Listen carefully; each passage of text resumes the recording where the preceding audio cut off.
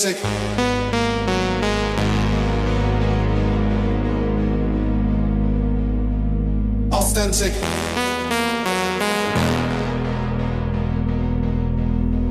Connected.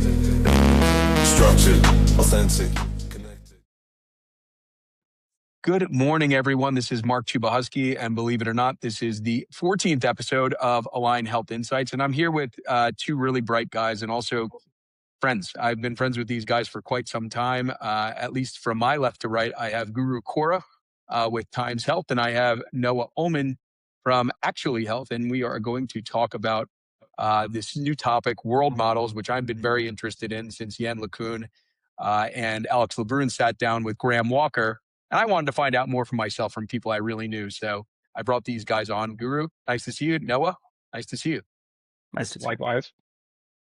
Well, look, I'm going to start with Guru. Guru, you've spent 2 decades at the intersection of computational biology, data analytics, now AI-driven health equity at Times Health. And Noah, you've been building Actually Health and have been vocal that AI is our best shot at fixing the $5 trillion U.S. healthcare system problem.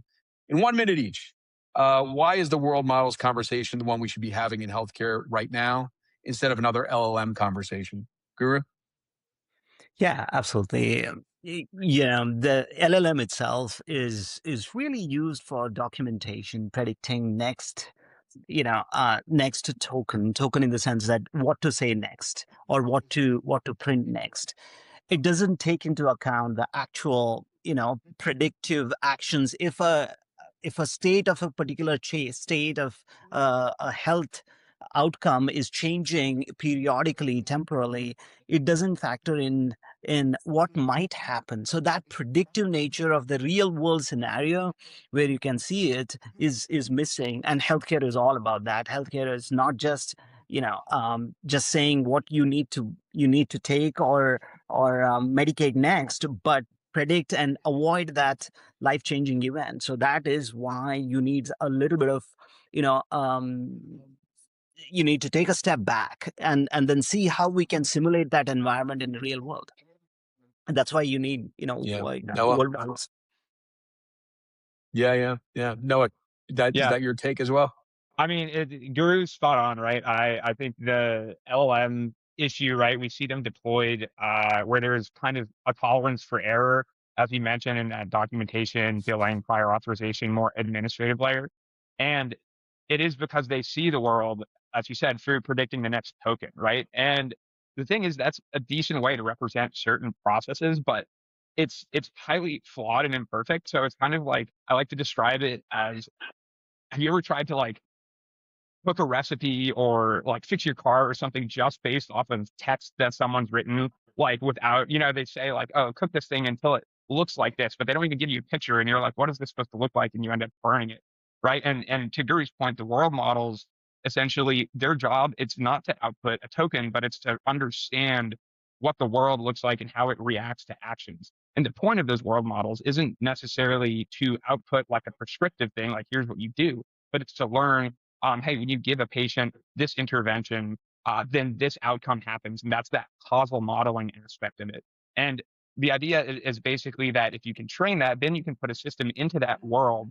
And that's where we get these concepts like dreamer and counterfactual reasoning, is you can put in an agent to learn prescriptive behavior, like how should I treat a patient, but it's not learning that in situ, experimenting on human beings, which would be unethical. Instead, it's able to sit in the simulated world and take actions and learn, oh, okay, this actually could lead to a better outcome. This would lead to a negative outcome. And then chain that together. So that's where these things become super powerful.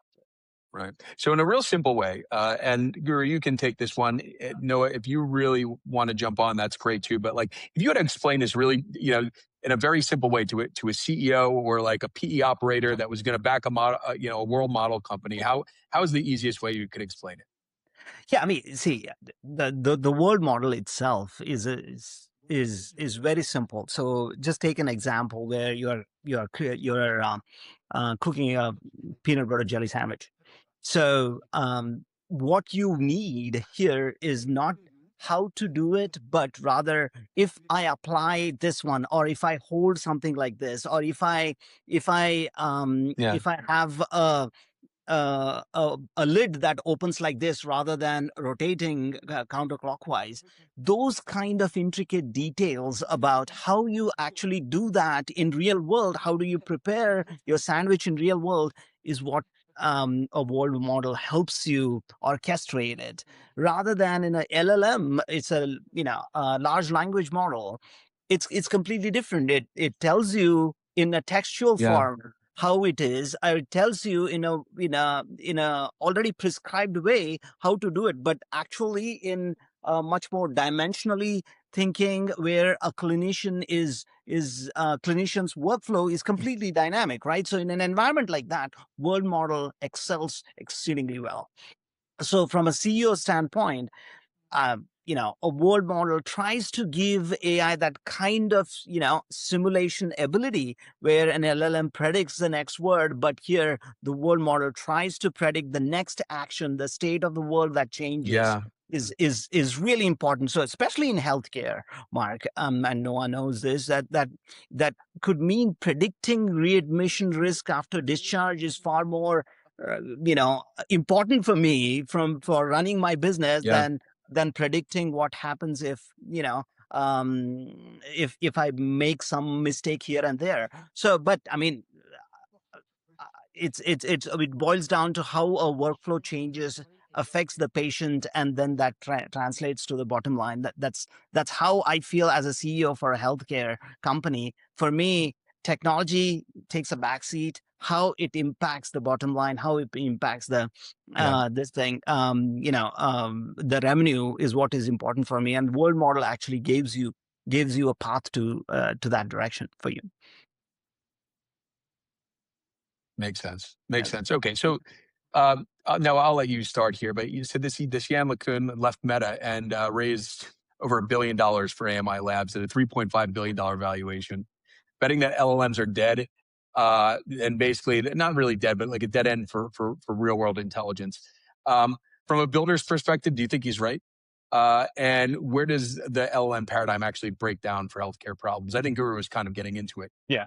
Yeah, no, Guru is nailing it, right? He's the guru on it. Like he's completely correct. It's right, they predict the token. So I'll use his example of readmission. Like an LLM can tell you like a reasonable sounding probability of readmission for a patient. But the data backing that up is basically historical statistical words next to each other in, let's say, an electronic health record. The world model learns what causally in the chain of patient treatment is going to increase or decrease the probability of readmission. But I'll say this, right? Like LLMs absolutely have strong application areas. So I don't want to just completely dunk on them. But Yeah. when you look at like the real problematic areas in care, particularly in clinical applications, that's where these things are hitting the asymptote. They're approaching the limit of what they can do. And they're highly problematic. And we're already seeing that with some of these lawsuits that are coming out for like upcoding, for instance. I think Kaiser Permanente recently got in some hot water for that because the behavior is kind of spurious. So I won't go so far as to say that the LLMs are a dead end. I think we're rapidly realizing where the ceiling is. But then the world model paradigms and large multimodal model, like this is the future of being able to actually reason on top of material data, right? Not just words, but like a stream of vitals information combined with imaging, combined with tokens from pathology reports. Bringing all of this together is absolutely the holy grail, right? And then I think the devil is in the details of course, everyone wants to see that. But how do we get there, right? Like it's easy to say this thing is going to be the best.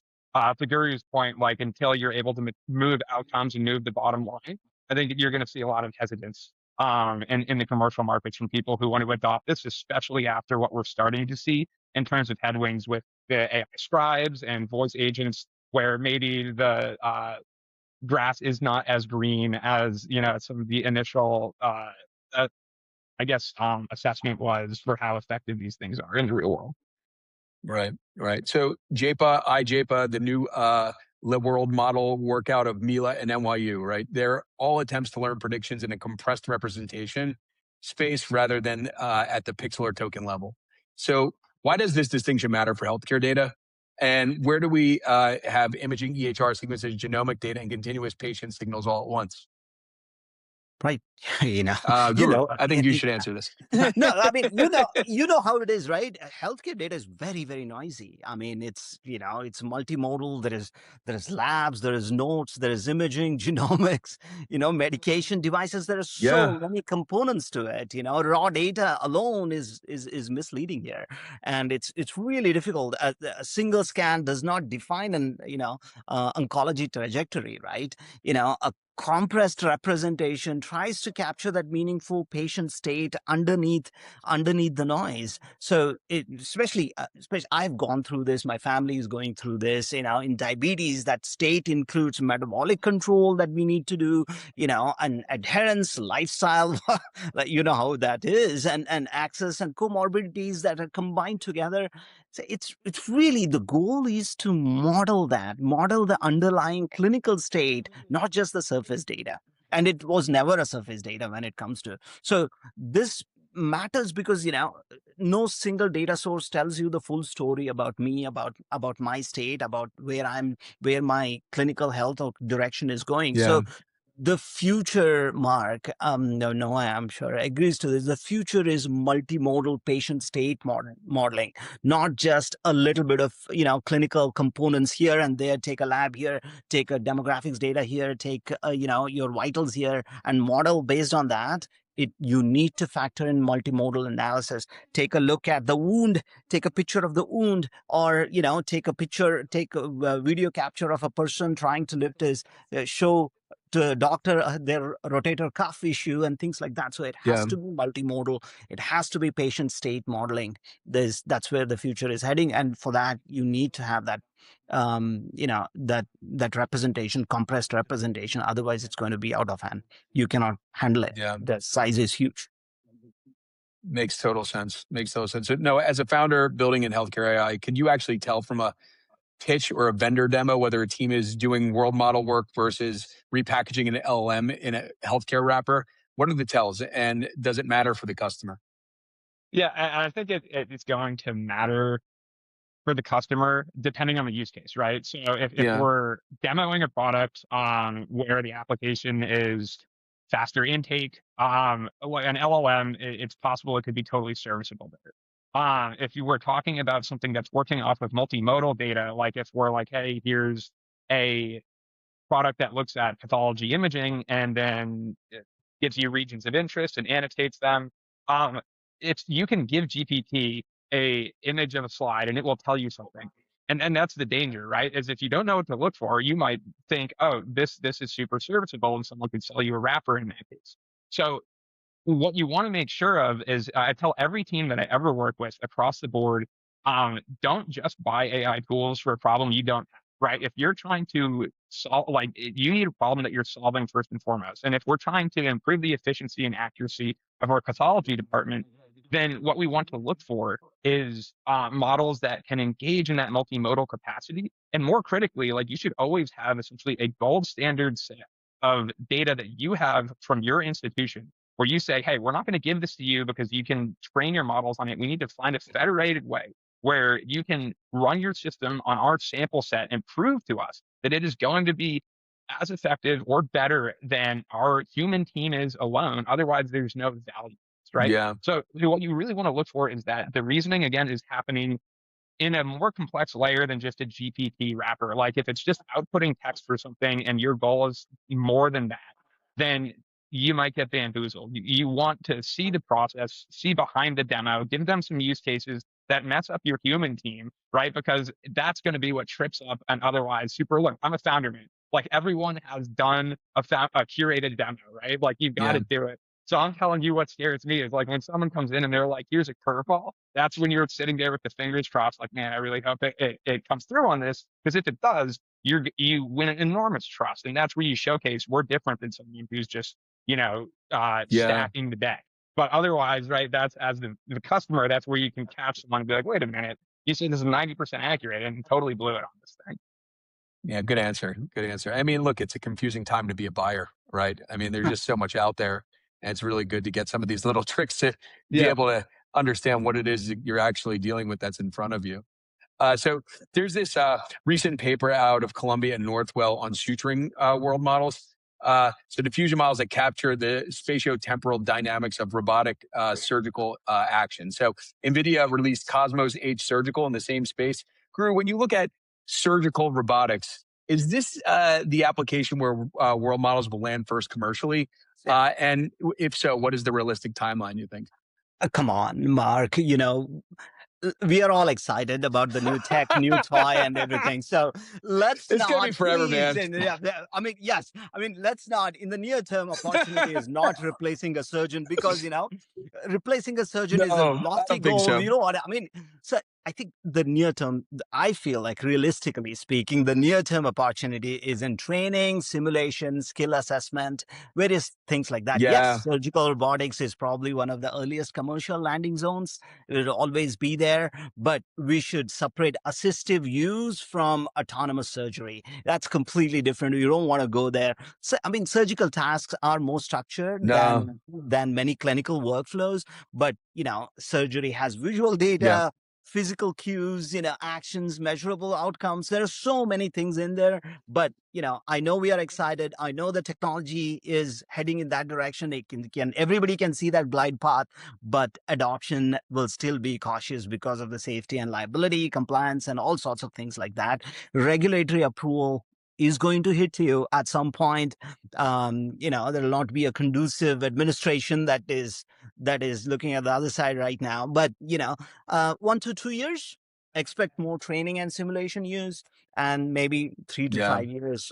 3 to 5 years, expect Well, narrow time assistive systems. But let's not do full autonomous surgery. Let's not hey, claim that.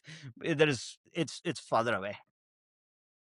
it's good to ask provocative, far-reaching questions just so we can really illuminate just where we are. So thank you for that. That's the perfect answer. So a capability rubric was proposed in a recent healthcare world model survey. L1 temporal prediction, L2 action condition prediction, L3 counterfactual rollouts for decision support, L4 full planning and control. Most healthcare systems today sit at like L1 or L2, apparently.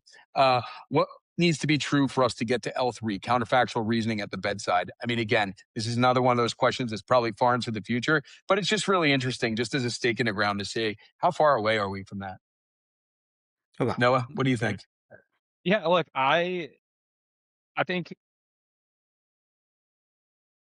when you look at a question like this, like you have to break down the core components that enable a model to perform like the higher order levels on this rubric, right? Because I think a lot of people are just like assuming that we can take the data that exists currently and squeeze for better, or I guess water out of the stone.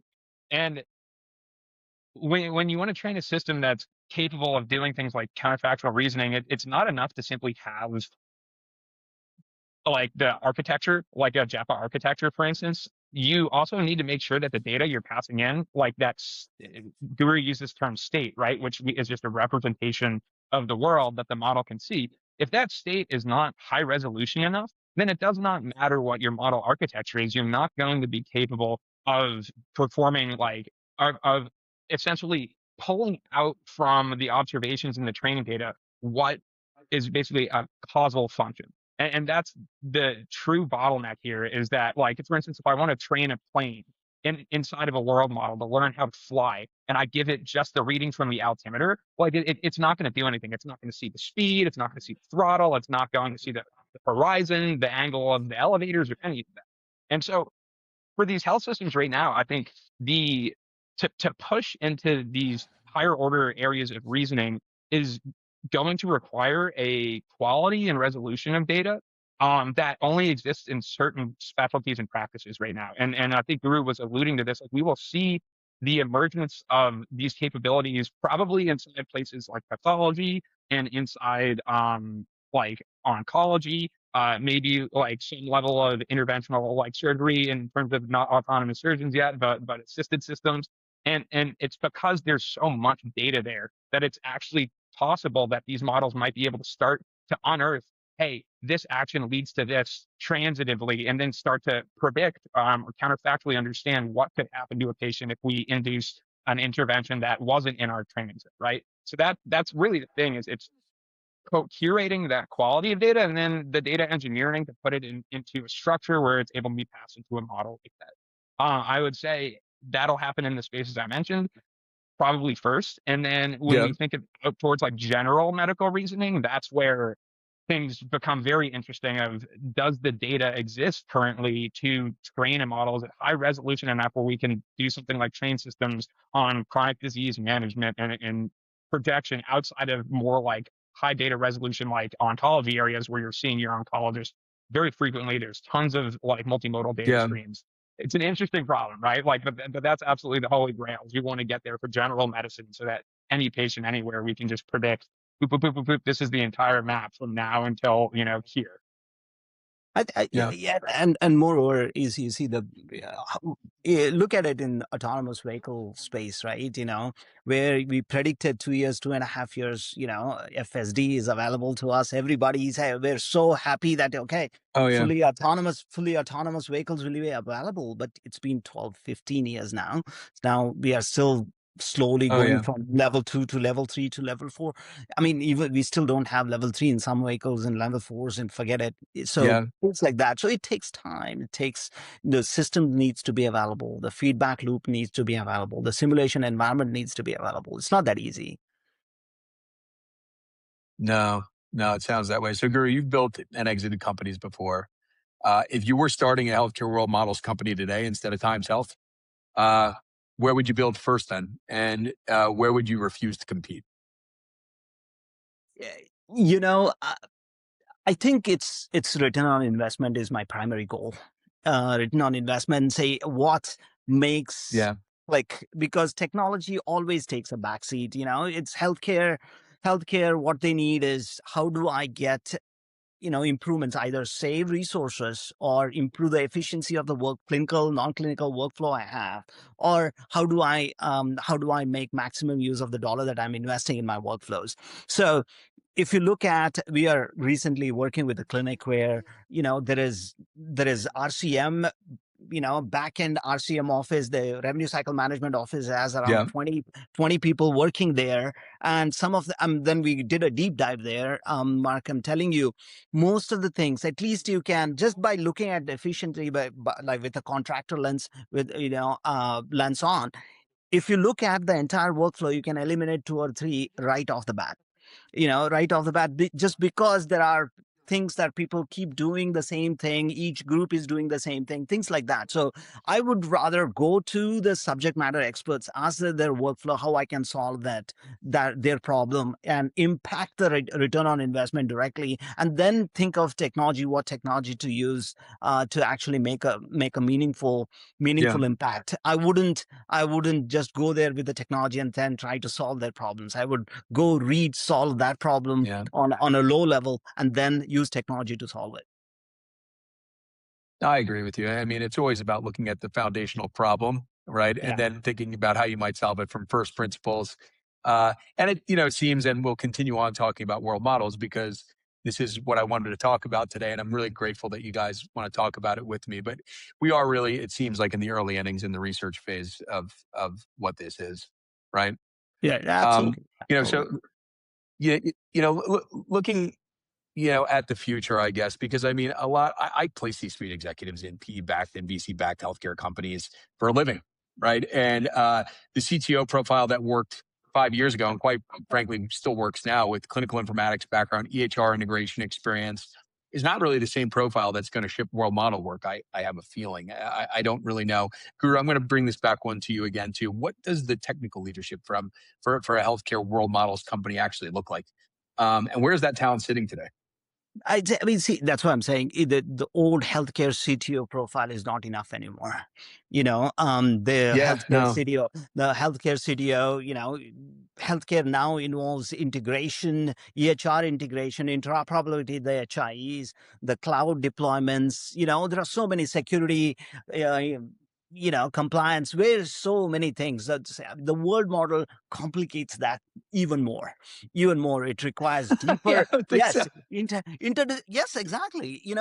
But you need to create a feedback loop just to create that simulation environment for the world model to learn from it or to apply the solution that it's trying to solve is difficult. On top of the existing challenges, let's say a typical leadership at the hospital level or at the payer level or Yeah. even at the ambulatory facility level, you need that healthcare leader who understands these multidisciplinary options, things like EMR, interoperability, compliance. On top of it, the ability for that particular talent to see what's out there in AI space now. It's so fast, Yeah. it's changing fast, and what's out there, and then making that informed decision which will change the bottom line, which will impact the bottom line. So it's a tough world. I think somebody not from the tech world, the ideal person is not the person who is coming from the tech world trying to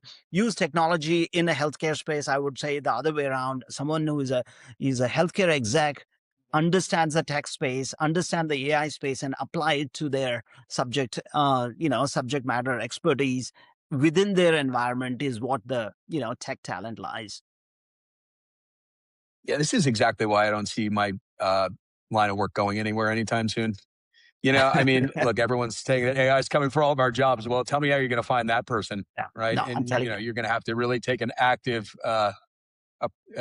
effort it's going to See, require. But and it just really says that people need to really update on their skills, right? Because the skills are changing so fast. I think that's what this AI has enabled. I'm sure Noah agrees to this. AI has enabled every person can create a 80% solution sitting in front of it, sitting in front of Claude Code or Cowork Yeah, or some tool like that. 80% solution is available, but to attain that remaining 20% in a regulated market like healthcare it's a is beast. really difficult. It's really difficult. Yeah. It's really difficult. And then if you screw up, and there is the probability of screwing up in that 20% space is really high. And then if you screw up even Yeah. once, it's over. Case is over for you. So it's really difficult to actually attain the maturity that is needed for this, regulatory space like healthcare.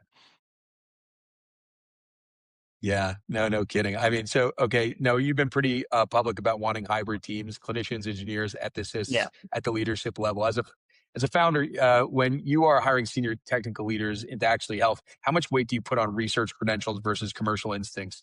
And has that ratio shifted as the technologies, um, you know, emerging and changing?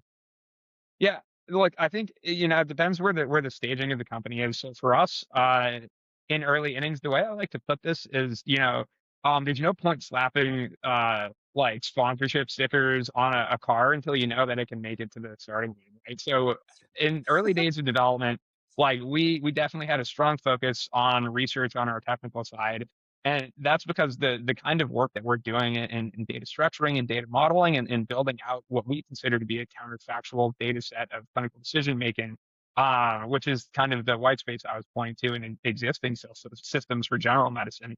Like, in order to do that requires a very thoughtful team on both data engineering, but also on the evaluation side. Like, so it's very much like initially an academic project. And then you start thinking, okay, well, I have a system that I've stress tested, and now I need to take it out in the world and actually see how it performs. And we've, as we've moved towards that, we actually started shifting towards people who kind of the profile guru is talking about, and folks who are able to build in that 20% and deploy in that 20%, right? Like in that regulated area, like highly technical domain where there's almost zero tolerance for risk. How do you bring a new product in there? You have to find people who have essentially done it. So yeah, I always say index like heavily on if you need greenfield, like cutting edge technology, if that's part of the solution to the problem that you've identified, and don't, be a hammer in search of a nail. But if you truly find a problem where you're like, the only way to solve this is technology that is currently cutting edge, you absolutely have to look towards largely academia. You might find a diamond in the rough if you have a guy like Chewy in your corner who can go digging around. But like by and large, you want to look towards people who are doing that frontier research. And then when you need to actually actualize it and bring it into the world, you can shift that person into like a more hands-off approach where they're still able to guide on the eval side, on the like higher order architecture systems design side. Then you can bring in someone who's really good at the nuts and bolts, operationally, executively, and let them actually run the show. Yeah. Anything to say here, Guru? No, I mean he's absolutely right. Right, it's such a important juncture in healthcare life that we are going through. It's a huge seminal event that we are seeing so much happening in that short period of time, especially in healthcare. This doesn't happen in healthcare, and it's a slow moving beast, and it's remarkable. It's really remarkable how where we are, especially, and finding that talent where going back to subject matter expertise, point that I had was, you know, um, researching in academia, going and training people who are already in their space in healthcare. It's easy to train a person who is already in healthcare in AI than the other way around, who already comes with the technology and AI background, but train them in the minute details of healthcare procedures and workflows. It's really difficult. So I think that's the Yeah. approach that we should take, and the cost Yeah. on that side is easier to achieve. I agree, 100%. Okay, so now we're next year, May 4th, 2027, right? Are we like still? What is the most concrete signal like that? World models have progressed. What are we looking for? I mean, like, what's a win for the world models next year? Like, where are we today, and what's a sign that things are progressing toward, commercial, healthcare production? I feel like it's slow moving, especially just that Yeah, automotive example that I took. I said, it's a in order great to create example. that, Great yeah, example. it's right. So, in order to create that feedback loop, that simulated loop, they took 4.5 years. Andres Karpathy and others took 4.5 years to create that feedback loop, that simulated environment. And even to create that simulated environment, they wanted a huge amount of data, and that they collected with 750,000 vehicles on road, real time data collection. So in order to do this effectively, AMI or Jan's company or others who are in this space right now doing, you need to create those feedback loops, simulated environments for to train appropriately, to have that action conditioned models, which exactly create solutions, real world return on investments. Either the outcomes must be tied to literally to ROI or capacity building, access improvement, or clinical improvement. So until and unless that happens, I don't think real world models will actually have a significant revenue impact. I feel that the signal is there. The real signal is absolutely not in press release. You see so much, talk Yeah. happening right now, but the real signal is in before and after metric you deploy in production, which I think that it's slow to begin with, and this is healthcare. It moves very slow. Oh yeah. All right. So I have like two remaining questions for both of you guys. One is like, where's the consensus in healthcare AI getting it wrong right now? And where like in 12 to 18 months, where are we going to both all realize how obvious that was? I mean, I'm happy to kick the hornet's nest here first and then I'd hand it like you off to to do it. Guru. Yeah. Yeah. No, look, I mean, this is a great time to ask that question, because if you've been on LinkedIn at all, which I wish I wasn't sometimes, but of course it's a I know. necessary evil. You've seen all of these things about the performance of GPT in emergency room settings for diagnosis, right? It's been all over the place. People are like, "Oh, it's better than human doctors," and it really stirred up a controversy.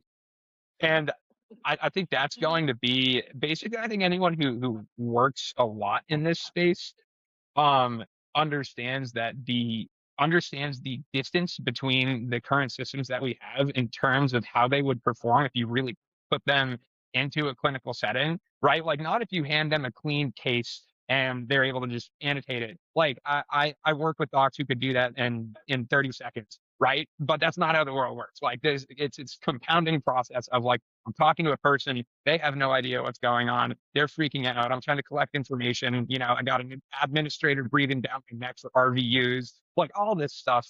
Like, I think we're massively overestimating the capabilities of language models in clinical reasoning. Like that term alone is very frustrating. Like again, clinical reasoning, like recapitulating something that you saw in an EHR is not clinical reasoning. Like clinical reasoning lives in a doctor's head. Nobody but that doctor understands the way they think about things. They are a world model. They see things, Yeah. they smell things, they hear things that an LLM will never understand. So that's absolutely my perspective. Like and it's going to be the tech people because most of the clinical folks understand this. I think they're a little like they get um pigeonholed into people saying, "Oh, you're just defensive. You don't want to lose your job." I'm sure no one does, but realistically, there's a very small overlap of people, and Guru and I live in this world, so I saw him nodding your ear. Like when you live at the overlap of tech, and clinical, you're like, oh my gosh, this is insane that people are claiming this is anything like actual medical care. That in 18 months, everyone in Silicon Valley is going to be like, oh, this was never going to do it, right? The people who are on LinkedIn saying like doctors are done, delete them. Like GPT is the best. They're all going to be like, oh, it told me to take a peptide, and now my eyeballs are like, algae is coming out of them. Like, yeah. Anyway, I've got Yeah. opinions here, man. Like That's, that. I agree. I totally agree with you. Guru, what do you think? No, I mean, I completely agree with what Noah is saying. The consensus is too focused on model itself. People ask which is a better model. What do the benchmarks look like? I think that's a completely, wasted effort in focusing on the benchmarks, on the model itself, and things like that. And instead of asking in healthcare what can change the workflow, what can adapt to the workflow better. You don't need the best model out there in the wild to actually solve your problems. What you need is the best adaptable workflow, which is model which is far more important for you, which translates to a real world return on investment. So the for me at least, the value will come towards workflow native AI systems that bring in efficiency in your non-clinical backend pipeline that's running inside, which is from the administrative standpoint, you're all trying to optimize there where real dollars are.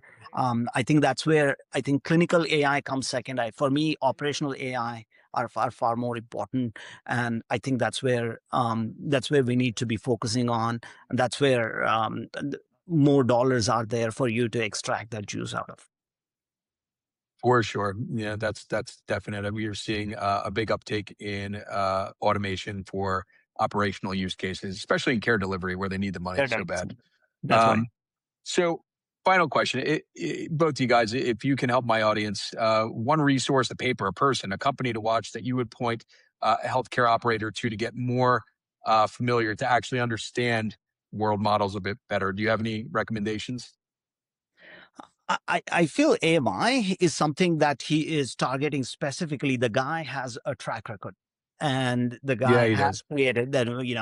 Jan has revolutionized. Revolutionized RNN world even before all these transformer talks started. And his team in Meta created the platforms that we all worked, used, trained, queued up from.